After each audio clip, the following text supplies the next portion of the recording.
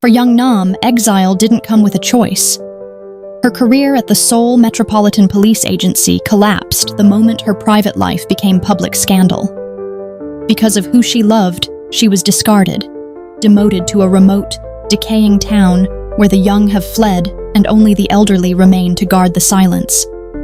Her instructions were simple: lie low, disappear for a year, and let the storm pass. But fate had other plans. On her first day, she encounters Dohi, a girl cornered by bullies, looking less like a child and more like a hunted animal. Dirty, bleeding, and trembling, the girl's thin face is hidden beneath a veil of matted hair. Young Nam recognizes her instantly. Just yesterday, she had accidentally splashed this girl with mud. Young Nam initially sees this as a simple case of school bullying, unaware that the wounds on Dohi's arms are just the surface of a much deeper, more sinister trauma. In this forgotten corner of the world, two outcasts have finally met. And from this moment, their lives are irrevocably intertwined. The darkness of the town hides more than just poverty. Returning home one night, young Nam witnesses the town's ugly secret. Dohi, trapped in her own yard, being brutally beaten by her drunken stepfather. Even more chilling is the grandmother, standing by with open eyes, watching the violence as if it were a mundane chore. Young Nam doesn't hesitate. She breaks the cycle of violence, subduing the man with the practiced efficiency of a Seoul detective. As she pins the madman down, she tells Dohi to do something she has likely never dared to do: call the police. The next morning, the man wakes up in a cell, smelling of cheap liquor and arrogance. Young Nam delivers a cold, clear warning.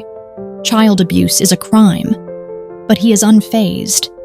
In this lawless corner of the world, he believes a child is a possession, not a person. He has no idea that for the first time, someone is actually looking back at him through the eyes of the law.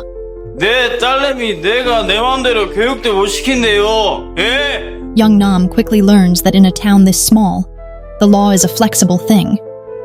Without enough evidence to press charges, she is forced to let the man walk free. His arrogance is suffocating. He doesn't just leave. He demands a police escort home, draped over the local officer's shoulder with the sickening confidence of a man who knows he is untouchable. Here, he isn't a criminal. He is a king. The truth young Nam uncovers is even darker. Dohi is not his biological child, merely a remnant left behind by a mother who fled years ago. For the villagers, Dohi's pain is a small price to pay for their own survival. As the only able-bodied man left in a dying town, her stepfather provides the labor everyone depends on. The police don't just turn a blind eye. They have traded a child's safety for the village's convenience. In their eyes, Dohi is an acceptable sacrifice. But to young Nam, she is a reminder of why she became a protector in the first place. 그래서 애를 폭행하는 것도 봐줘야 된다 이건가? The cruelty in this house is not reserved for the men alone. Do-hee's grandmother is a shadow of the same malice, her voice a constant stream of venom. When the old woman lunges at her, Do-hee's instinct is survival. She hides behind young Nam, but the habit of fear is too deep. She turns to run, only to be dragged back by her hair. Standing there, young Nam is paralyzed by a cold sense of powerlessness. She is a station chief with a badge, yet she cannot arrest a culture that views a child as property. The grandmother's parting glare is a warning: stay out of our secrets. But young Nam cannot look away. In Do-hee's trembling frame, she sees a reflection of her own exile, society's rejection of her own identity, the whispers, the exclusion, the silent execution of her career, has left her just as bruised, only her wounds are on the inside. At night, young Nam drowns her own ghosts in alcohol just to find sleep. She realizes they are breathing the same air of isolation. Do-hee is not just a victim she needs to save. She is the mirror young Nam has been trying to avoid. 선도희! 일로 와봐. Young Nam opens the door to her home, the first safe harbor Do-hee has likely ever known. Over a bowl of jjajangmyeon, the air is momentarily thick with the scent of comfort. But the conversation remains bitter. When asked about the bruises, Do-hee's response is chillingly casual. She defends her tormentor, claiming he only hits her when he's drunk, as if the alcohol justifies the agony. It is the tragic clarity of a child who has been broken for so long that she has started to mistake abuse for a natural law. Her spirit has been conditioned to find excuses for her own pain. Young Nam looks at her, not with pity, but with a fierce, solemn resolve. She doesn't just offer sympathy. She offers a truth Do-hee has never heard. She tells her, with the weight of a protector, that no amount of alcohol or anger gives anyone the right to touch her. For the first time, someone is drawing a line in the sand between Do-hee and the monsters in her life. 어른이 아이를 때리는 건 아주 나쁜 거야. 그렇게까지 맞을 땐 누군가한테라도 얘기를 해야 돼. 반드시. In the quiet of the house, Do-hee's eyes fixate on the police hat, a symbol of a power she has never possessed. When young Nam places it on her head, the girl offers a clumsy, imperfect salute. It's a playful moment, but underneath lies a profound admiration for the woman who finally stood between her and the world's cruelty. To Do-hee, that hat isn't just a uniform, it is a shield. The next morning by the sea, young Nam discovers a side of Do-hee the village has never seen. Bathed in the soft glow of the rising sun, the girl is transformed. In a white dress that catches the breeze, she dances. Her ballet steps are light, nimble, and momentarily free from the gravity of her trauma. Young Nam watches, mesmerized, seeing for the first time the graceful soul that has been hiding behind the bruises. Since that first meal, Do-hee has become a silent shadow, following young Nam from a distance. She has no requests, no words to say, and no favors to ask. She simply wants to exist in the same space as the only person who makes her feel human. For Do-hee, being near young Nam is the only way she knows how to breathe.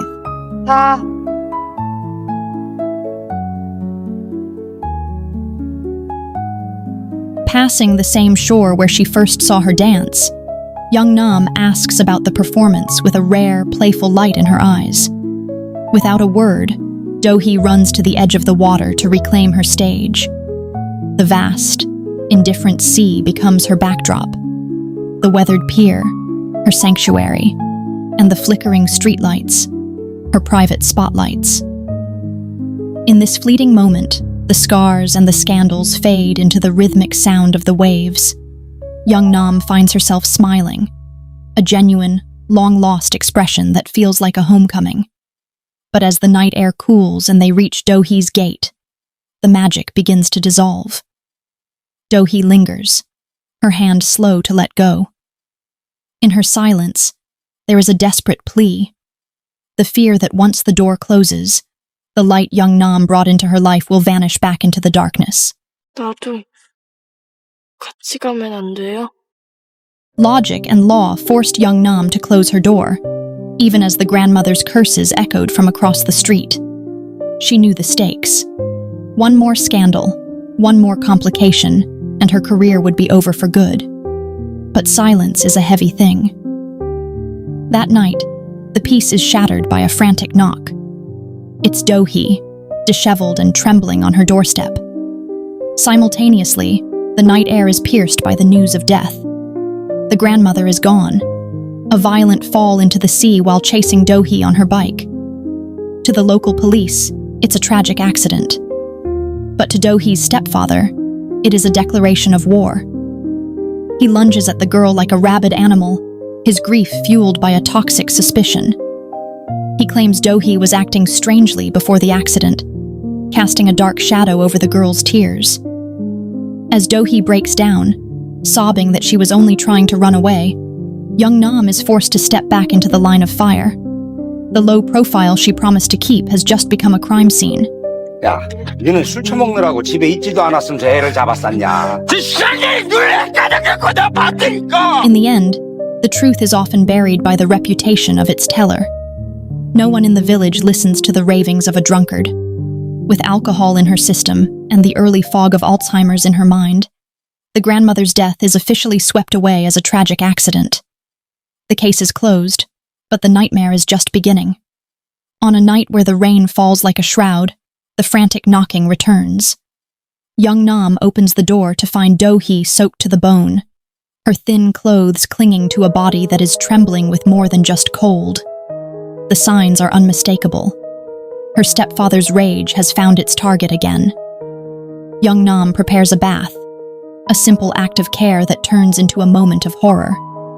As she helps the girl undress, the steam of the room reveals a reality far worse than anything she imagined.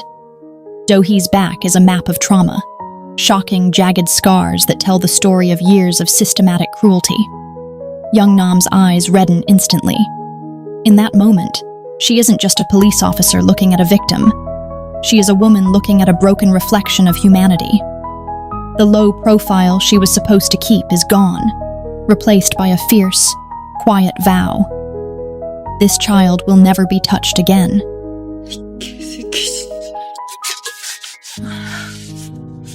그냥 여기 있으면 안 돼요? A new morning brings a flicker of a new life. As they buy new clothes, young Nam hands Do-hee more than just a phone number. She hands her a lifeline. "Call me," she says, a promise that the girl no longer has to face the monsters alone. At night, the once hollow house begins to breathe. Do-hee dances again, not the lonely ballet by the sea, but the vibrant, playful moves of a girl group she saw on TV. Her laughter and vivid imitations fill the rooms, cracking the icy exterior of young Nam's heart until she too laughs out loud.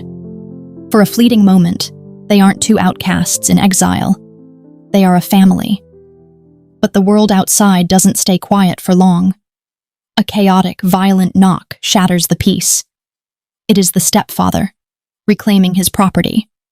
He spews poisonous lies, claiming Do-hee is mentally unstable, that she hurts herself when she loses control. Young Nam refuses to entertain his filth.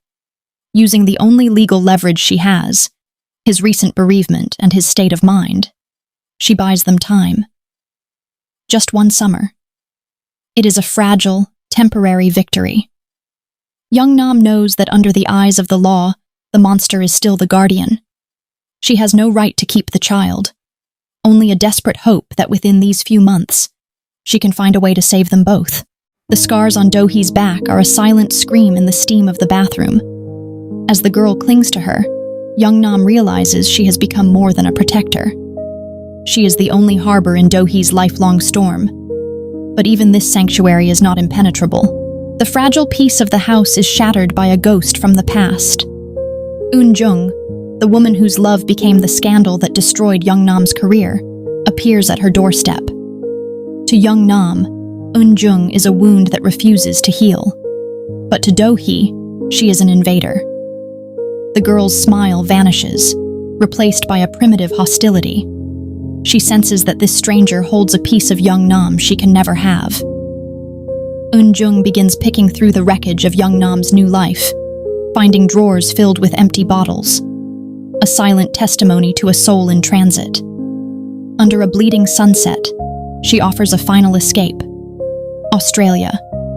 She is willing to leave everything behind, desperate to mend a relationship that has already been executed by public judgment.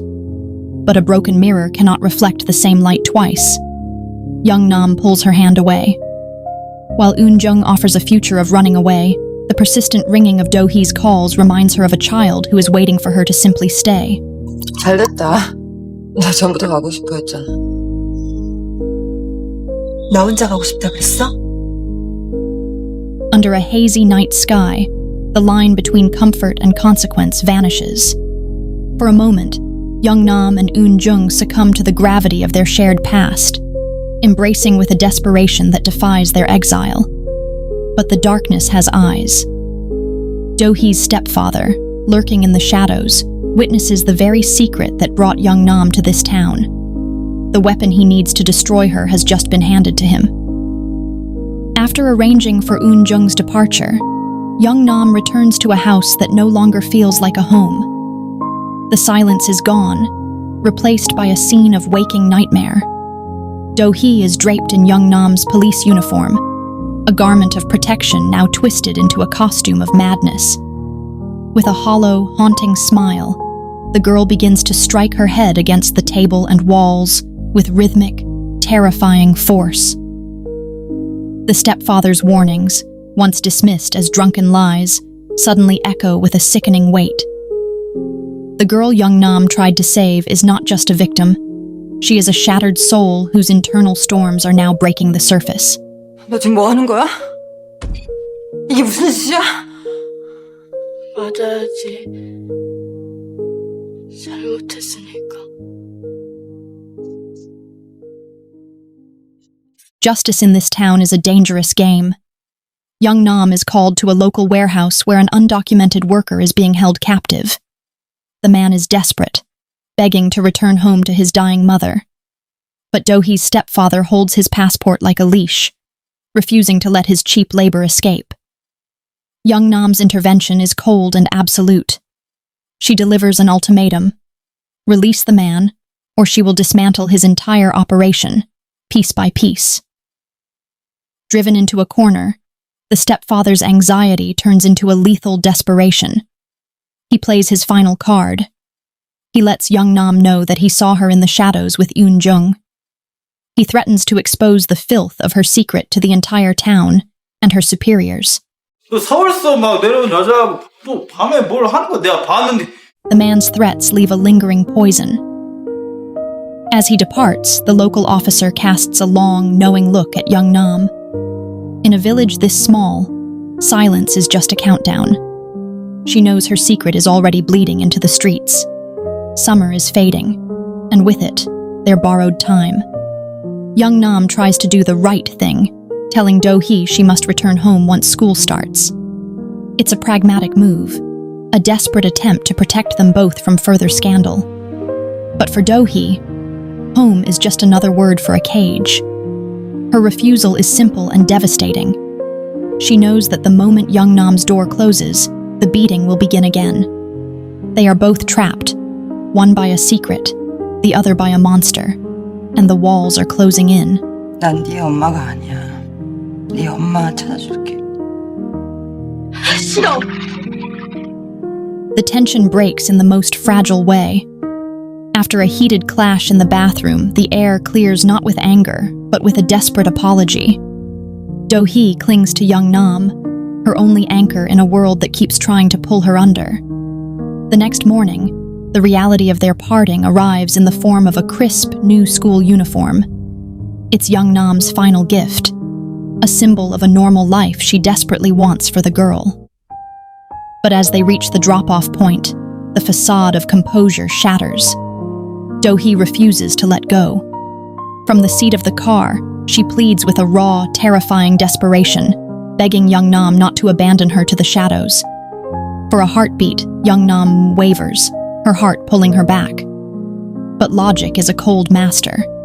She forces herself to drive away, leaving Do-hee behind, unaware that this right decision is about to lead them both into a nightmare.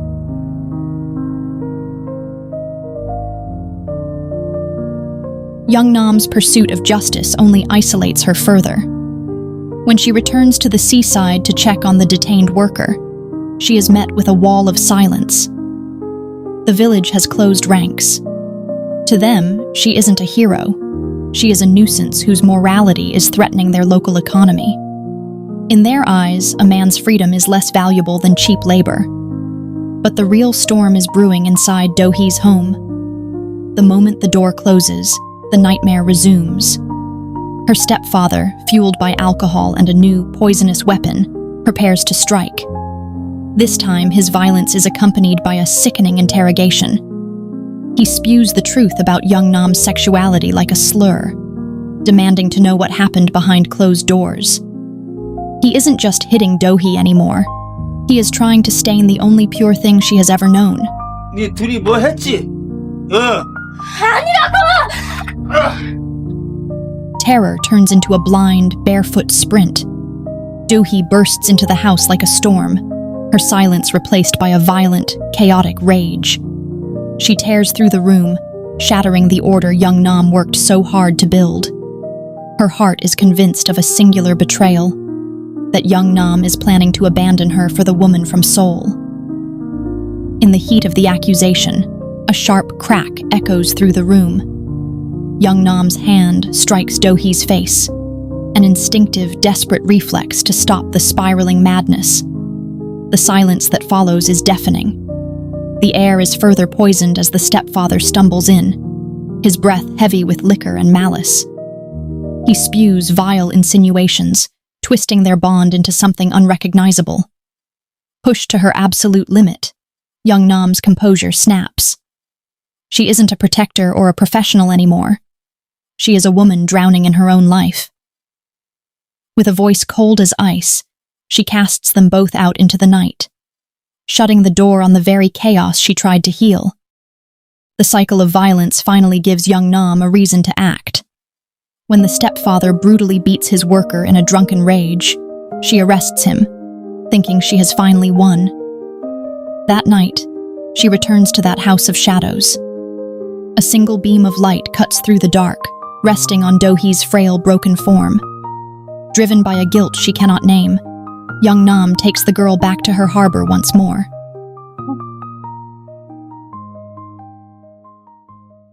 The peace is shattered by a knock that feels like a death knell. It is her own subordinate, standing there with an arrest warrant. The stepfather has played his most devious card, a formal accusation of sexual harassment. In a world already prejudiced against her identity, the truth is a secondary concern. Under the harsh glare of an interrogation lamp, young Nam hides nothing. She admits to the physical contact, to the baths, to the closeness, actions born from mercy, now twisted into evidence of a crime. She is no longer the law. She is a prisoner of her own compassion. 상처가 너무 아파 보여서 안아주기도 했어요. 그게 문제가 되나요? 동성애자가 그렇게 하니까 문제가 되지. In an office where she once commanded respect, young Nam is now a specimen under a microscope. Her sexual orientation, once a private truth, has become a public weapon used to invalidate her every word. To the investigators, her mercy is seen as a motive, her kindness, a calculated lure. The prejudice is thick, a suffocating fog that renders her truth invisible. Every glance from her colleagues is a needle, sharp with humiliation, heavy with disgust. Standing in the center of that room, young Nam is washed over by a tidal wave of despair. She isn't just fighting a false accusation.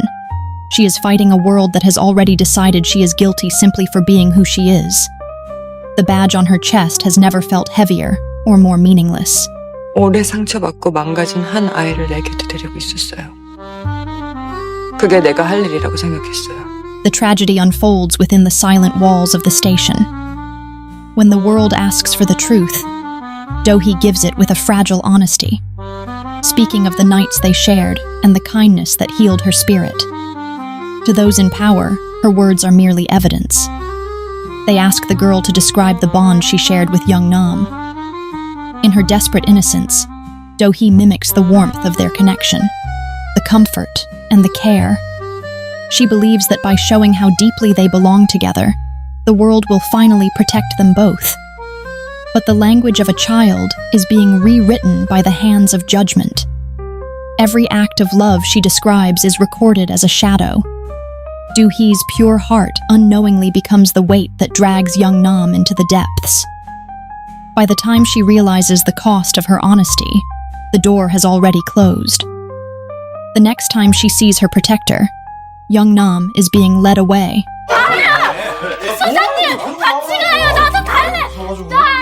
The weight of reality finally hits. Do-hee realizes that her words of love have become iron bars for young Nam. The hero who saved her is now facing a prison cell because of the very innocence they shared.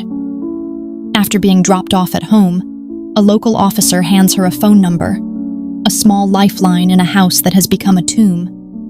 Meanwhile, the monster has returned. Her stepfather, having settled his legal troubles, walks free, his arrogance restored. But tonight, the dynamic has shifted. Do-hee is no longer cowering. She becomes unusually attentive, a silent servant constantly filling his glass with liquor. She is waiting for the alcohol to fuel his rage. With cold calculation, she intentionally strikes a nerve, provoking the beast until he lashes out. As the first blow lands, Do-hee isn't just feeling pain, she is gathering the evidence she needs to set a trap that will change everything. 때려! 때려! 니는 여자 패는 것밖에 못하지! In the dead of night, the victim becomes the architect of a nightmare. Do-hee creeps into her stepfather's room, her phone a hidden witness under her clothes. With a terrifying resolve, she wakes the monster and orchestrates a scene of pure horror, making the arriving police believe the unthinkable. The trap snaps shut. Her stepfather is dragged away, and the truth is rewritten. Under the harsh lights of the station, Do-hee recants everything. She claims her previous accusations against young Nam were lies forced upon her by a father's belt. Her story is a masterpiece of deception, born from a desperate need to save her protector. Young Nam is cleared, but at a haunting cost. As she prepares to leave for a new post, she visits the girl one last time. The joy in Do-hee's eyes dies the moment she realizes this is a goodbye, not a rescue. The air grows heavy with unspoken questions. Young Nam looks into the girl's evasive eyes and sees the dark truth. The accident at sea, the setup in the bedroom. It was all her. Do-hee has traded her soul to buy young Nam's freedom. With a heavy heart, young Nam wipes away the tears of a child who grew up too fast, leaving her with a final, hollow command to live a normal life. The protector is free, but the child is left alone in the wreckage of her own survival. On the open road, Officer Guan finally voices the unspoken dread. He speaks of Do-hee not as a victim, but as a mystery, a child who sometimes feels like a little monster. He sees the darkness she is capable of, the cold calculation that haunts her eyes. Young Nam listens, and for the first time, she doesn't turn away. She understands perfectly because she has seen that same darkness in herself. She realizes that a monster isn't born. It is forged by a world that refuses to love it. Breaking her professional composure, she orders the car to turn back. She cannot leave the girl to drown in the shadows she created to save them both. She finds Do-hee where their story truly began, at the edge of the sea, where the girl once danced for the waves. The house is empty, but their future is not. Young Nam reaches out, choosing to embrace the broken child and the monster within her. This time, there are no more secrets, no more uniforms, and no more running away. Together, they leave the village behind, moving toward a horizon where no one can ever tear them apart again. This is more than a survival story. It is a journey of mutual redemption. Do-hee escapes the cycle of abuse, while young Nam finally finds the courage to stop running from her own reflection. The film leaves us in a haunting gray area. In a world of storybook endings, Do-hee's choice to frame her stepfather feels like a moral fracture. But how can we judge a child who has only ever known the cold? Do-hee is no white lotus. She is a survivor who grew sharp claws to survive the winter of her life. It asks us, why should those who have never been shown tenderness be bound by the morality of a world that failed them? Even young Nam is no perfect savior. She is a woman of hesitation and fear, once ready to abandon the girl to save herself. Yet this is exactly what makes them real. Their flaws are the mirrors of our own society, a society built on prejudice and quiet injustices. But even in the deepest shadows, humanity finds a way to glow. When Do-hee stands on that seawall, she isn't just waiting for a car, she is holding a vigil for hope itself. And when young Nam finally reaches out, it is an acceptance that transcends every label we know. It is a reminder that love, in its purest form, defies gender, age, and status. Courage isn't found in power. It is found in the persistence to stay. In a world designed to keep us apart, only through this kind of understanding can every lonely soul finally find a place to call home. Tell the story with heart. Tell the story with sincerity. I'm Pixielow, journeying with you so we both may grow. See you in the next video.